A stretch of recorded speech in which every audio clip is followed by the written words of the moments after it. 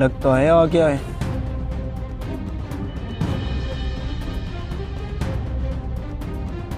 अस्सलाम वालेकुम भाई। वालेकुम सलाम जी। आओ बैठो जी। भाई जी हम हुकूमत वालों की तरफ से आए हैं। जी भाई हुक्म करें। अरे भाई साहब, आपकी गाय भैंसें बहुत कुछ पैदा कर रही हैं। जी क्या मतलब? हमें इतला मिली है कि आपकी गाय और भैंसें रोजाना गोबर पैदा करती हैं। ओ भाई, भैंसे हैं गोबर ही करेंगी ना। लेकिन अब इस पर टैक्स लगेगा। क्या?